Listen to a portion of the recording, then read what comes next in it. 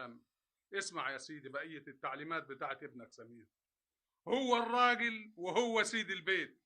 إذا خلص السكر ولا السمن يفضل البيت فاضي لغاية آخر الشهر من غير سكر ولا سمن، وطبعا ما يطبخوش، وإن بعتنا للبنت حاجة يرجعها تاني ولا يرميها ما يخليهاش تقرب لها. ليه؟ علشان ايه؟ مش فاهم. أكتر من كده كمان، إن رجع وكان الطبيخ لسه على النار يخرج يتغدى بره، وإذا صحي من النوم العصر وكانت بتسمع الراديو يروح شايله ويقفل عليه الدولاب.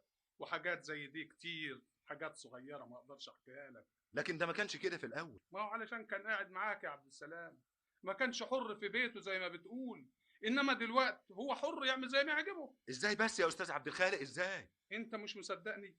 أجيب لك أمال تحكي لك. 14 شهر على الحالة دي والبنت ساكتة وصبرة، وأخيرا وقعت بلسانها. أمال، تعالي يا أمال. نعم يا بابا. تعالي يا بنتي، احكي لعمك على سمير ابنه. صحيح الكلام ده يا امال؟ صحيح يا عمي. ايوه يا عمي عبد السلام، يا ريتنا تننا عايشين معاكم. ما تعيطيش ما تعيطيش يا امال، حقك عليا. عيال، كلام عيال وشغل عيال، علشان فرحة ليلة واحدة يتعسونا ويتعسوا أولادهم سنين بحالها. الحق علينا يا عبد السلام، احنا اللي بنوافقهم ونجوزهم وهم طايشين. حق كله حصل وفاكراه زي ما يكون امبارح.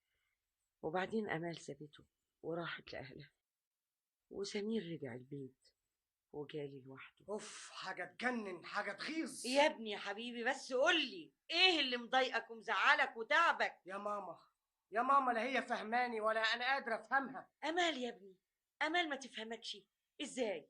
بقالها معاك 4 سنين طوال عراض ولا تفهمكش؟ اللي حصل انها مش فهماني لغايه دلوقتي. يا ابني كفايه اللي عملته فيها، كفايه يا سمير التعذيب اللي شافته منك. انت مش فاكر ايام ما كنت بتمنع اهلها عنها؟ اعقل يا سمير، هو لولا ابوها راجل طيب كان يسيبها لك بعد اللي حصل. يجي ياخدها يا ست ان كان عاوزها، حد حيشه؟ حد منعه؟ بتقول ايه يا سمير؟ انت اتجننت ولا اتهبلت؟ طب اسكت، اسكت ولا تعليش صوتك لحسن ابوك يسمعك تبقى مصيبه. انا ما يهمنيش حد، دي حياتي مش حياه ابويا. ايه اللي حصل بس يا سمير؟ يوه، ايه اللي حصل يا ابني؟ كلمني بالراحه. هي فاكراني ايه؟ يعني بخاف من ابوها ولا من امها؟ ولا كمني طوعتهم علشان ما ازعلش بابا يبقى خلاص؟